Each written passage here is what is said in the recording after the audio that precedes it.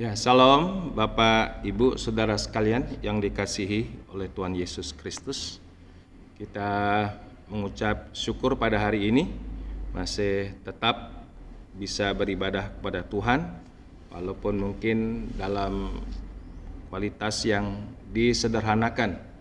Walaupun ibadah dengan cara sederhana di rumah kita masing-masing, tapi mari kita lakukan dengan semangat yang excellent, semangat yang seutuhnya kepada Tuhan. Mari saya mengundang bersama-sama kita untuk bersaat teduh untuk kita mulai ibadah kita pada hari ini.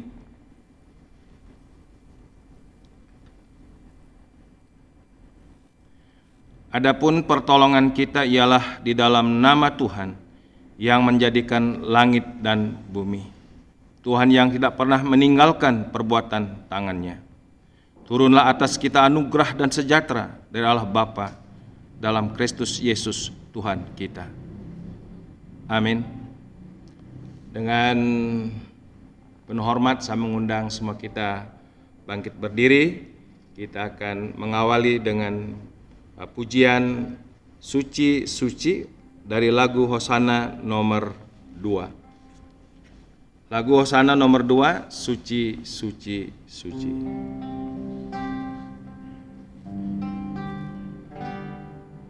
Suci, suci, suci, Allah Maha Kuasa. Pada waktu pagi kami puji Dikau. Suci, suci, suci, yang murah dan kuasa, bertiga oknum Allah yang esa tiga. Suci, suci, suci, Allah Maha Tinggi.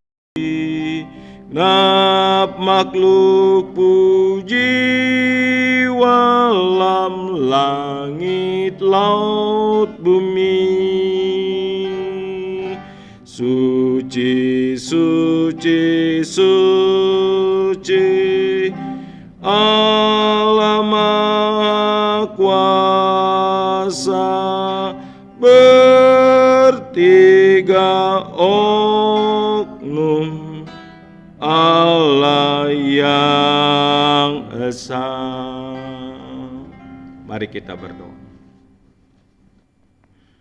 Bapa kami di surga, dalam nama Tuhan Yesus kepadamu kami mengucap syukur karena memberikan satu anugerah untuk kami kembali bisa beribadah, memuji dan menyembah nama Tuhan. Bahkan kami boleh bisa menikmati sebuah relasi hubungan dalam ibadah kami kepada Engkau. Engkau ada di tengah-tengah kami, di tengah-tengah setiap keluarga kami, di mana kami boleh sujud tertunduk bersyukur kepada Tuhan.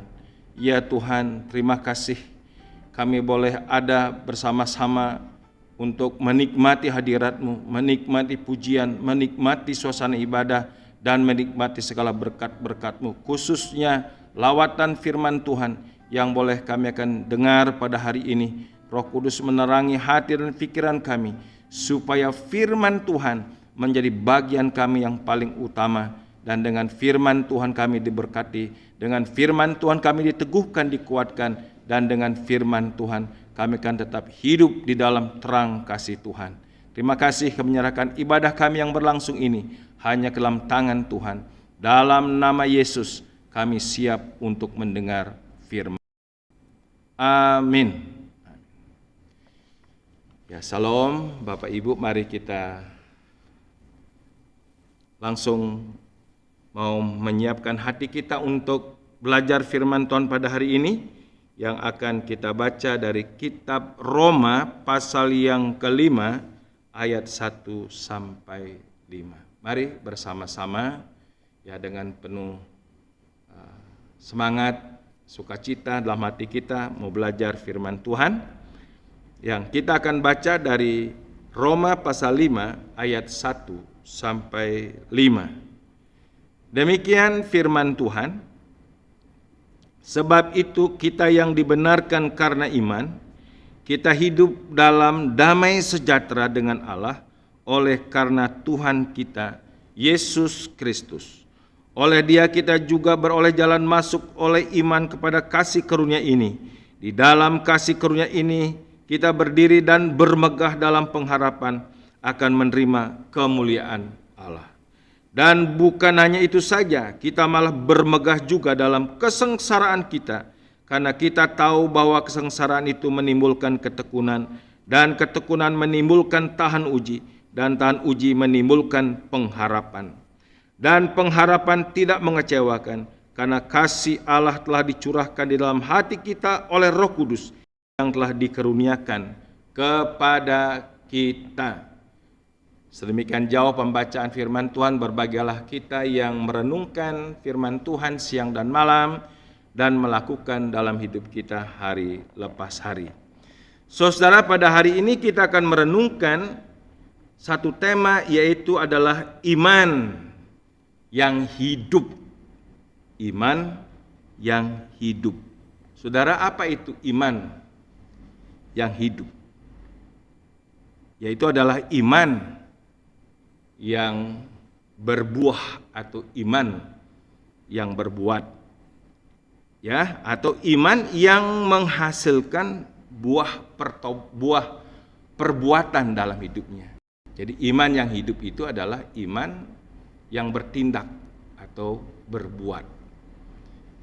Karena jelas firman Tuhan dalam kitab Yakobus pasal 2:17 bahwa iman tanpa perbuatan itu adalah iman yang mati.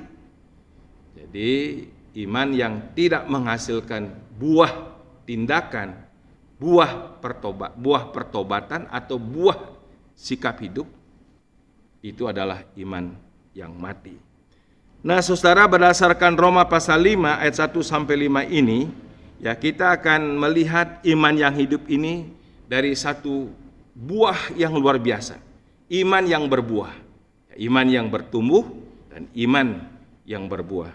Nah, apa buah iman? Berdasarkan Roma pasal 5 ayat 1 sampai 5 ini. Yang pertama, buah iman itu adalah hidup dalam damai sejahtera Allah. Sebab itu kita yang dibenarkan karena iman, kita hidup dalam damai sejahtera dengan Allah oleh karena Tuhan kita, Yesus Kristus. Saudara, sangat begitu jelas firman Tuhan. Damai sejahtera ini adalah damai sejahtera Allah. Damai sejahtera dengan Allah di dalam Kristus Yesus. Ini berarti adalah damai sejahtera karena sebuah hubungan yang dipulihkan dengan Allah. Karena iman kita dibenarkan. Di dalam kebenaran iman ini, hubungan kita dipulihkan dengan Allah. Ya, karena memang sebelumnya, ya, atau di luar Yesus, kita ini adalah manusia yang berkonflik dengan Tuhan karena dosa. Karena dosa, manusia akhirnya kehilangan hubungan dengan Tuhan, bahkan kehilangan kemuliaan Allah. Nah, sekarang Allah mengambil inisiatif dalam kasih-Nya dengan jalan Dia datang ke dunia melalui Kristus Yesus, Putra yang tunggal. Karena kasih-Nya mengorbankan diri, supaya kita dalam iman percaya kepada Kristus Yesus, hubungan kita ini yang terputus boleh dipulihkan kembali. Nah, atas hubungan yang dipulihkan inilah kita boleh mengalami hidup damai sejahtera. Saudara, ya, kita tahulah kalau seandainya kita berkonflik dengan seseorang, ya pasti akan timbul ketegangan-ketegangan dan juga timbul hal-hal yang negatif yang mengganggu hubungan sehingga akhirnya kita tidak sejahtera. Tapi tatkala kita mengalami sebuah pemulihan hubungan, pastilah kita mengalami damai, mengalami sejahtera. Itu yang nyata mungkin kita juga pernah mengalami. Kita pasti pernah mengalami hidup yang berkonflik dengan orang lain. Mungkin bahkan berkonflik dengan istri kita, berkonflik di dalam keluarga, berkonflik dengan teman. Tapi tatkala konflik itu boleh diselesaikan dan hubungan kita dipulihkan, pasti hidup kita akan ada damai. Saudara, ada kisah dalam Alkitab yang sangat luar biasa, yaitu adalah seseorang pemuda yang bernama Onesimus, seorang budak yang bekerja pada tuannya yang bernama Filemon. Kisah ini dicatat dalam kitab Filemon, di mana suatu kali Onesimus melakukan satu kejahatan di mana dia mencuri di rumah tuannya, sehingga pada akhirnya dia harus dihukum dalam penjara. Dalam penjara di Roma, dia ketemu dengan Rasul Paulus. Nah, pada waktu Onesimus bertemu dengan Rasul Paulus di Roma, dilayani oleh Rasul Paulus, akhirnya Onesimus ini mengalami sebuah pemulihan, mengalami pertobatan. Hubungannya dipulihkan dengan Tuhan di penjara.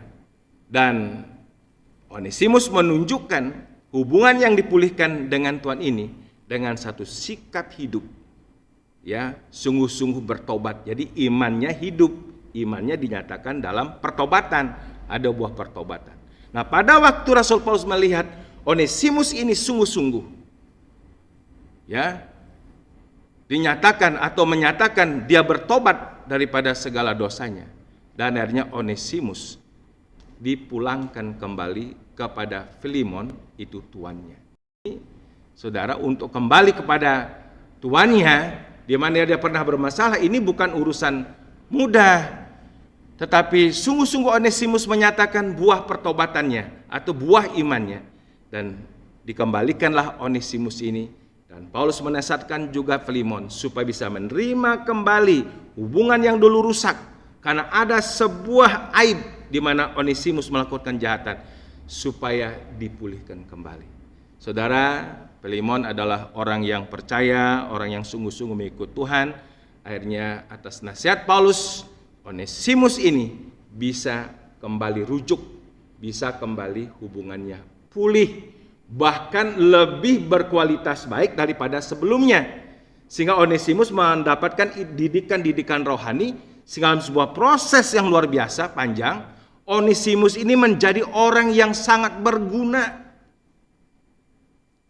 Dan sejarah mencatat Onesimus menjadi uskup di jemaat di Efesus. Itu catatan sejarah. Seorang budak yang melakukan sebuah aib dan dia bertobat, menyatakan imannya, hubungannya dipulihkan, ada damai sejahtera. Bukan hanya mengalami damai sejahtera, tetapi pribadi Onesimus ini seorang budak bisa menjadi pelayan Tuhan, bahkan disebut uskup di jemaat di Efesus. Ini sebagai satu pernyataan hubungan yang telah dibereskan dengan Tuhan. Saudara, ada kisah juga luar biasa dalam Alkitab, anak yang terhilang. Di dalam hak kebebasannya, dia minta harta bendanya kepada bapaknya, terus dia pergi jauh menghambur-hamburkan harta bendanya ini. Sampai hidupnya satu titik mengalami sebuah krisis, sengsara. Sampai dia harus memakan ampas makanan babi. Di situ dia sadar, dia ingat akan kasih bapaknya. Dan dia mengakui dosa-dosanya, kesalahannya, pelanggarannya, dan dia kembali kepada bapaknya. Saudara, pada waktu dia kembali kepada bapaknya, atas sebuah buah pertobatan, ini juga adalah buah imannya kepada Tuhan. Hubungannya dipulihkan dengan bapaknya. Saudara, pada waktu hubungannya dipulihkan dengan bapaknya, dikatakan firman Tuhan, ada sukacita yang luar biasa, yang melebihi segalanya, sehingga bapaknya membuat sebuah pesta, karena anak yang terhilang itu sekarang kembali. Hubungan yang dulu sudah putus jauh, sekarang tersambung kembali. Sungguh ini membuat satu bahagia. dan sukacita. Benar memang firman Tuhan, saudara. Jadi damai sejahtera ini bukan urusan masalah harta benda, kekayaan, bukan urusan masalah materi, bukan masalah urusan hal-hal dunia ini. Tetapi damai sejahtera di sini berbicara tentang hubungan yang dipulihkan, itu adalah berbicara tentang pelanggaran, kesalahan, dosa-dosa sudah dibereskan di dalam Kristus Yesus, sehingga hubungan pulih dan akhirnya ada damai sejahtera. Saudara-saudara, hubungan yang dipulihkan ini sehingga mengalami damai sejahtera adalah ini berbicara tentang hidup yang telah dibenarkan dalam Kristus Yesus. Karena iman kamu dibenarkan sehingga kita boleh mengalami damai sejahtera.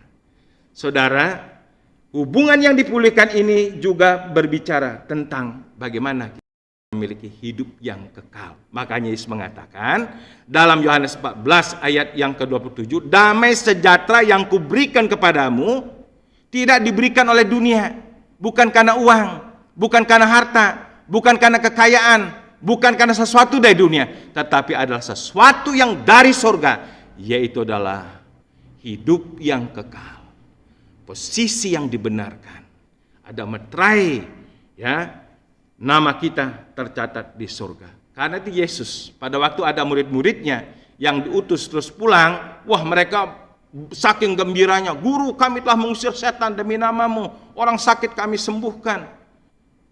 Melakukan perkara-perkara yang dahsyat. Terus apa respon Yesus? Kalian jangan berbahagia jingkrak-jingkrak karena setan terusir, karena mujizat-mujizat, tetapi berbahagialah karena namamu tercatat, terdaftar di sorga. Nah, itu yang dikatakan di dalam kitab Lukas pasal yang ke-10 ayat yang ke-20. Demikian. Namun demikian janganlah bersukacita karena roh-roh itu takluk kepadamu, tetapi bersukacitalah karena namamu ada terdaftar di sorga. Jadi damai sejahtera karena iman ini, karena iman pada Kristus kita dibenarkan, artinya bahwa kita memiliki sebuah hubungan yang lalu terputus, sekarang boleh dipulihkan kembali dalam Kristus Yesus. Jadi damai sejahtera betul-betul tidak di backup oleh karena perkara dari bumi, tetapi perkara di surga. Nama bapak-bapak, ibu-ibu, saudara sekalian, kita semua tercatat dalam buku kehidupan anak domba Allah di surga. Inilah dasar damai itu. Makanya damai ini, saudara, tidak bisa diberikan oleh dunia dan tidak bisa dirampas oleh dunia. Inilah damai sejahtera surgawi. Saudara, itu yang pertama. Yang kedua dari buah iman yang hidup itu adalah kita boleh hidup kuat di dalam pengharapan. Ayat yang kedua dikatakan, oleh Dia kita juga beroleh jalan masuk oleh iman kepada kasih karunia ini. Di dalam kasih karunia ini kita berdiri dan kita bermegah dalam pengharapan akan menerima kemuliaan Allah. Saudara, oleh karena kasih karunia kita boleh memiliki jalan masuk untuk hidup, berdiri dan bermegah. Artinya kita boleh hidup kuat di dalam sebuah pengharapan. Saudara, berbicara tentang hidup dalam pengharapan ini adalah hidup di mana kita menantikan tentang satu penggenapan janji. Dan juga di dalam sebuah harapan hidup kita di tengah-tengah dunia ini. Jadi ada pengharapan yang sifatnya kekal, ada pengharapan yang sifatnya di dunia ini untuk hal-hal yang sementara. Saudara, Tuhan menggenapkan semua janjinya untuk apa yang memang kita harapkan. baik untuk perkara-perkara yang sementara di bumi, terlebih adalah pengharapan kekal, yaitu hidup bersama-sama dengan Tuhan di surga di dalam kemuliaan-Nya. Saudara, dalam janji-janji Tuhan nggak pernah meleset, nggak pernah berdusta. Dia tak pernah gagal di dalam janji firman-Nya. Dia selalu menggenapi. Saudara, ada banyak kesaksian-kesaksian di dalam Alkitab. Ya, kita teringat akan Bapak Abraham, bapak orang beriman, di mana Tuhan memberikan satu janji akan menjadikan dia sebagai bapak segala bangsa dan memberikan keturunannya laksana butir pasir di laut dan bintang-bintang di langit.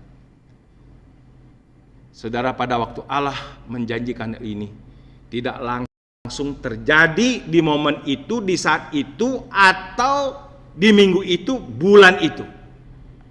Tetapi harus menunggu sampai 25 tahun lamanya.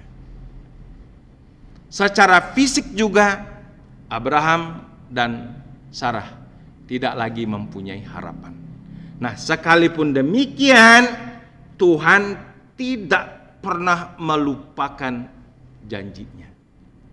Sebagai satu bentuk pengharapan yang diberikan kepada Bapak Abraham. Saudara, maka ada pernyataan firman Tuhan dalam kitab Roma, pasal yang keempat, ayat yang ke-18, ini luar biasa.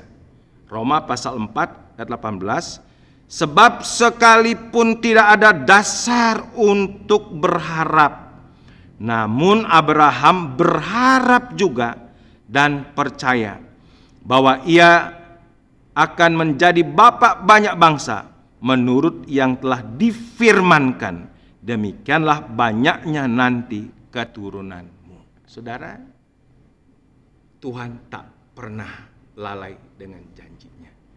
Jadi ada sebuah harapan ke depan akan kehidupan kita di atas muka bumi ini. Tuhan pasti menggenapkannya. Nah, untuk kita bisa tetap percaya di tengah-tengah kemustahilan, di tengah-tengah ketidakmungkinan, itu adalah iman. Iman adalah dasar dari segala sesuatu yang kita harapkan. Ya, Tuhan membuktikan janjinya secara pasti kepada kita yang beriman. Jadi buah iman itu adalah kita akan bisa berdiri dan bermegah, artinya kita bisa kuat untuk menantikan penggenapan pengharapan tentang janji Tuhan. Baik untuk urusan sementara di bumi ini, terlebih untuk kehidupan kekal di surga. Saudara, ada seorang ibu memiliki pergumulan. Dia berkonflik dengan suaminya. Suaminya hidup berkanjang dalam dosa-dosa. Saudara, namun ibu ini tetap mencintai dan mengasihi. Tidak pernah berubah. Dia pegang janji Tuhan. Tidak membalas kejahatan dengan kejahatan. Tapi dia membalas kejahatan dengan kebaikan. Dia pegang itu firman Tuhan. Saudara, waktunya tidak singkat juga. Mereka sama-sama telah mencapai usia indah. Namun suaminya tetap degil. Tidak ada perubahan sampai di usia indahnya. Namun ibu ini tetap ingat akan firman Tuhan. Tuhan pasti satu kali kelak akan merubah suaminya. Harapan. Saudara, sampai ibu ini berpulang, suaminya belum juga berubah. Wah, kita mengatakan, oh berarti firman Tuhan gagal dong. Tapi satu kesaksian, ibu ini semasa hidupnya saudara setia kepada Tuhan. Dalam ibadahnya, ibadah minggu, ibadah pertengahan minggu. Sabtu pagi, setiap Sabtu pagi jam 5 ada doa di gereja. Dia memiliki anjing yang setia. Setiap ibu ini pergi ke gereja, anjing ini juga ikut ke gereja dan duduk di bawah bangku di mana ibu itu berdoa. Saudara, sesudah ibu ini meninggal, Akhirnya baru suaminya berpikir. Dan satu kali Roh Kudus bekerja. Dan dia memperhatikan, kemana itu anjing? Kok tidak ada di rumah?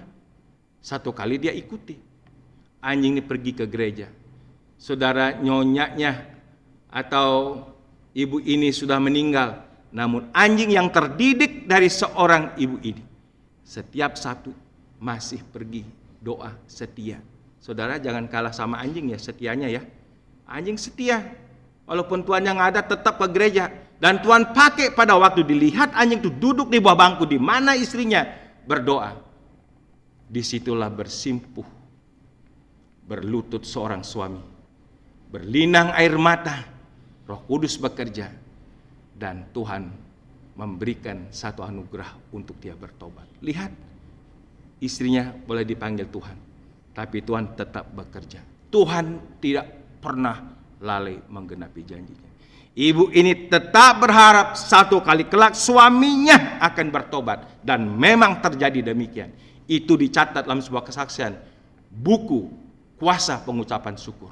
Kalau saudara ada buku itu boleh saudara baca. Saya pun sangat diberkati. Luar biasa. Saudara, jikalau pengharapan-pengharapan kita yang bersifat temporere yang sementara di bumi ini, Tuhan juga genapkan dalam pemeliharaannya. Apalagi tentang janji kedatangannya pada kali yang kedua. Janjinya menjemput saudara dan saya untuk hidup bersama-sama dibawa ke rumah Tuhan. Kekal nanti di sana. Jangan ragu saudara. Jangan sangsi. Sekalipun dunia bergelora, dunia bergoncang-gancing, mari kita pegang janji Tuhan. Dia berjanji akan datang kembali. Tatkala nanti trompet Allah berbunyi di awan-awan, dia akan datang ya dengan para malaikatnya. Dan boleh menyambut kita. Gereja Tuhan akan dibangkitkan dan akan bersama-sama menyongsong Tuhan di awan-awan. Itu janji, sebuah pengharapan. Makanya oleh karena buah iman yang hidup ini, kita memiliki satu akses oleh karena kasih karunia masuk untuk hidup berpengharapan. Bahkan bisa kuat berdiri, bermegah dalam pengharapan kita kepada Tuhan. Saudara, yang ketiga, buah dari iman yang hidup itu adalah hidup kuat dalam kesengsaraan. Wah, ini dahsyat, lebih luar biasa. Hidup kuat dalam kesengsaraan. Karena dikatakan demikian, dan bukan hanya itu saja, kita malah bermegah juga dalam kesengsaraan kita. Karena kita tahu bahwa kesengsaraan itu menimbulkan ketekunan, dan ketekunan menimbulkan tahan uji, dan tahan uji menimbulkan pengharapan, dan pengharapan tidak mengecewakan karena kasih karunia Allah telah dicurahkan dalam hati kita oleh Roh Kudus yang telah dikurniakan kepada kita. Jelaskan saudara-saudara.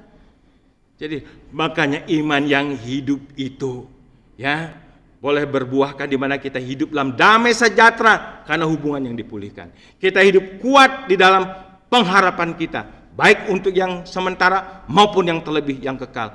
Dan yang ketiga adalah kita boleh hidup kuat di dalam kesengsaraan. Dan ini telah dibuktikan oleh banyak tokoh-tokoh iman bahwa api tidak sanggup merampas iman orang percaya. Aniaya, sengsara, saudara, gua singa, orang dibakar hidup-hidup, orang dirajam, tersiksa, martir. Saudara tidak sanggup untuk merampas iman orang percaya. Saudara boleh baca dalam Ibrani pasal 11 tokoh-tokoh iman yang luar biasa yang siap memasuki dapur kesengsaraan, dan di situ dia boleh berdiri tegak bersaksi tentang imannya boleh bermegah dalam kesengsaraan. Saudara, kenapa? Karena di dalam iman kita tahu tujuan Tuhan melalui kesengsaraan. Apa tujuan Tuhan melalui kesengsaraan? Dan kita tahu melalui kesengsaraan itu adalah sebagai sebuah alat instrumen untuk mendewasakan akan kerohanian kita. Ya, maka dikatakan ya karena kesengsaraan itu akan menimbulkan ketekunan. Jadi ada karakter-karakter rohani yang akan dihasilkan melalui kesengsaraan. Makanya dalam kitab 1 Petrus pasal yang pertama ayat yang ke-6 dan yang ke-7 dikatakan demikian, bergembiralah akan hal itu, sekalipun sekarang ini kamu seketika harus berduka cita oleh berbagai-bagai pencobaan, berbagai-bagai duka cita, kesengsaraan, aniaya. Maksud semuanya itu ialah untuk membuktikan kemurnian imanmu yang jauh lebih tinggi nilainya daripada emas yang fana, yang diuji kemurniannya dengan api, sehingga kamu memperoleh puji-pujian dan kemuliaan dan kehormatan pada hari Yesus Kristus menyatakan dirinya. Jadi jelas saudara, lewat buah iman ini kita diberikan satu pengenalan, memiliki pengetahuan, kita tahu Tuhan mempunyai rencana lewat kesengsaraan. Tuhan memiliki tujuan lewat berbagai-bagai pencobaan. Dan Tuhan, saudara, mau menggunakan seluruh penderitaan itu untuk menjadi sebuah instrumen, alat dalam sebuah proses mendewasakan kerohanian kita, mendewasakan mental kita, mendewasakan karakter kita, sehingga kita pun menggenapkan tujuan Tuhan, yaitu mencapai kedewasaan rohani penuh dalam Efesus pasal 4:13. Sehingga pada akhirnya kita menjadi pribadi yang kuat, sehingga tidak bisa diombang-ambingkan oleh berbagai-bagai masalah di tengah dunia ini. Masalah boleh terjadi, kesulitan boleh terjadi, kesengsaraan boleh terjadi, tapi kita tidak akan diombang-ambingkan. Memiliki iman yang teguh kepada Kristus yang sudah menebus dan menyelamatkan kita, kepada Kristus yang telah berkorban untuk kita, kepada Kristus yang sudah menyelamatkan kita. Saudara, makanya jadikanlah ya masalah-masalah yang ditimbulkan oleh corona ini, kita mengalami kesusahan, mengalami ada banyak hal-hal yang berat, mengalami ya hal-hal yang sangat tidak kita inginkan, yang merusak, ada banyak kehidupan seni-seni bermasyarakat yang menyusahkan kita. Justru disinilah tangkap tujuan Tuhan, tangkap maksud Tuhan. Biarlah corona ini tidak menjadi batu sandungan, tetapi justru menjadi batu berkat. Kita akan memetik berkat daripada kesusahan yang ditimbulkan oleh pandemik ini yang terus berkembang dan masif. Kita jangan berjalan di bawah gelombang, tapi berjalanlah di atas gelombang. Jangan berjalan di bawah badai, berjalan di atas badai bersama dengan Tuhan. Saya percaya kalau kita mengerti tujuan Tuhan melalui kesengsaraan, kesusahan, bahwa pandemi corona ini tidak akan merugikan kita, tapi justru kita akan menuai satu keuntungan rohani. Disanggupkan ya iman kita kuat menghadapi berbagai kesengsaraan yang pada terus berproses, ya, memunculkan pribadi yang tahan uji, dan pengharapan kita dalam Kristus tidak akan pernah mengecewakan kita. Saudara-saudara, itulah sebabnya makanya Paulus dan Silas di tengah-tengah penjara tetap masih bisa memuji-muji Allah sekalipun keadaannya harus terpasung. Karena apa? Ada buah iman yang hidup. Imannya tidak mati, imannya hidup, terus bekerja, terus bisa bersorak-sorai bagi Tuhan. Saudara, ada kesaksian satu keluarga hamba Tuhan. Dia menjadi utusan Injil ke satu pulau terpencil. Dan seringkali keluarga hamba Tuhan ini menghadapi piring kosong. Waktu malam, hamba Tuhan mengajak istri, anak-anaknya berdoa kepada Tuhan, memberikan edukasi kepada keluarganya. Saudara, hamba Tuhan menaikkan sebuah doa yang luar biasa. Tuhan, jikalau karena hal ini kami harus mati karena kelaparan, itu yang terbaik bagimu Tuhan. Itu mengatakan terbaik. Kalau memang karena hal ini harus mengalami hal yang fatal, itu yang terbaik Tuhan. Dia tidak mundur. Dan mereka tidur. Saudara, Tuhan tidak tertidur. Pada waktu orang berserah penuh pada Tuhan, berharap penuh pada Tuhan, dihadapi semua masalah itu. Dari kesaksiannya, waktu dia bangun pagi, membuka pintunya. Di depan pintunya ada beras, ada singkong, dan ada yang harus dia konsumsi, bukan hanya cukup, bahkan bisa berlimpah. Itu pemeliharaan Tuhan.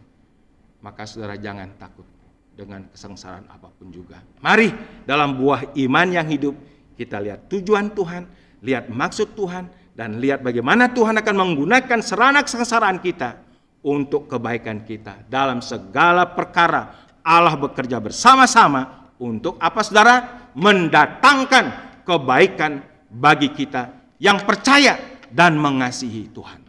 Nah, karena itulah saya mengajak, mari miliklah iman yang hidup, yaitu adalah iman yang hidup dalam damai sejahtera karena hubungannya dipulihkan, yaitu hidup kuat di dalam pengharapan, dan kita hidup kuat juga dalam menghadapi berbagai kesengsaraan.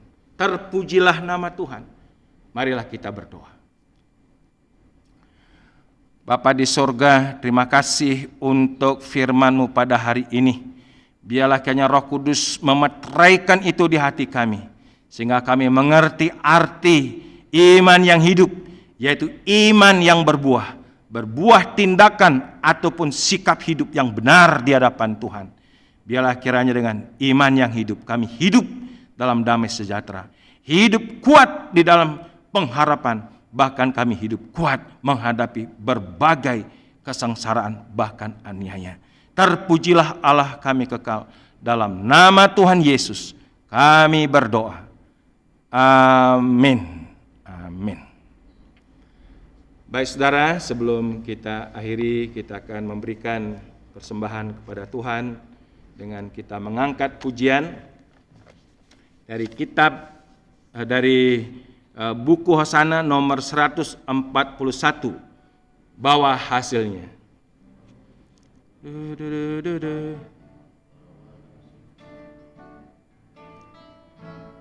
Sebar waktu pagi, sebar firman Tuhan, sebar waktu siang serta sore pun. Tunggu musim potong, saatnya mengumpul, kami akan girang bawa hasilnya, bawa hasilnya, bawa hasilnya. Kami akan girang bawa hasilnya, bawa hasilnya, bawa hasilnya. Kami akan girang bawa hasilnya. Sebar dalam sinar, sebar dalam bayang, tidak takut dingin angin sekalipun. Hingga musim potong, pekerjaan selesai, kami akan girang bawa hasilnya, bawa hasilnya, bawa hasilnya. Kami akan girang bawa hasilnya, bawa hasilnya, bawa hasilnya. Kami akan girang bawa hasilnya. Mari kita berdoa. Bapa di surga, kami sungguh telah terberkati lewat ibadah yang kami ikuti pada hari ini, dan kami pun telah memberikan persembahan kepada Tuhan. Biarlah segala persembahan yang sudah kami bawa kepada Tuhan dengan percaya, dengan hati yang rela, dalam kerendahan hati kami, Tuhan memberkati segala persembahan kami. Tuhan, kami berdoa untuk bangsa dan negara kami Indonesia di tengah-tengah situasi yang berat dan sulit ini, untuk mengatasi perkembangan COVID Corona ini yang terus bermutasi, lebih masif dan lebih ganas. Dan biarlah kiranya seluruh kebijakan-kebijakan pemerintah yang menerapkan PPKM darurat, khususnya Jawa dan Bali, Tuhan menolong kami kepada seluruh lapisan rakyat untuk sadar melakukannya dengan penuh kesadaran, dengan penuh kerendahan hati, supaya kiranya dengan kerjasama yang baik antara pemerintah dengan seluruh rakyat Indonesia, kami akan boleh menuai hasil yang positif. Kami berdoa juga untuk pemerintah pusat dan daerah, supaya tetap bisa bersinergi dalam melaksanakan kebijakan-kebijakan yang ada, supaya tidak terjadi polemik-polemik yang meruncing, tapi Tuhan boleh menolong bangsa ini tetap bisa maju dalam melaksanakan seluruh program-program yang ada. Khusus untuk Presiden kami, Pak Jokowi, kami bawa dalam doa, Tuhan menolong dan Tuhan memberkati. Kami juga berdoa untuk gereja-gerejamu dalam seluruh denominasi gereja, supaya keberadaan gereja bisa membawa satu dampak yang baik bagi negeri Indonesia, dan juga termasuk gereja Musang Kristus, setiap gereja lokal yang ada dimanapun kami serahkan kepada Engkau, khususnya dalam kami mempersiapkan sidang raya di tahun ini. Tuhan menolong dan Tuhan memberkati. Terima kasih Bapa di surga. Inilah syafaat dan doa persembahan yang boleh kami bawa dalam nama Tuhan Yesus yang mengajar doa demikian. Bapa kami di surga, dikuduskanlah namamu, datanglah kerajaanmu, jadilah kehendak-Mu di bumi seperti di surga. Berilah pada hari ini makanan kami secukupnya, dan ampunilah kesalahan kami seperti kami sudah mengampuni orang lain yang bersalah kepada kami. Dan janganlah membawa kami ke dalam pencobaan, tetapi lepaskanlah kami dari segala yang jahat. Karena Engkau mempunyai kerajaan dan kuasa dan kemuliaan sampai selama-lamanya. Terimalah berkat daripada Tuhan.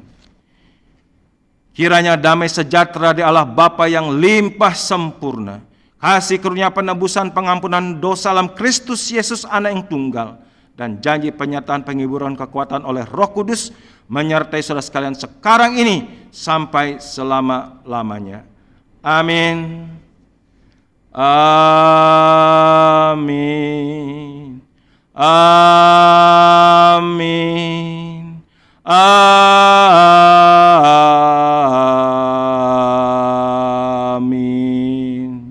Amin.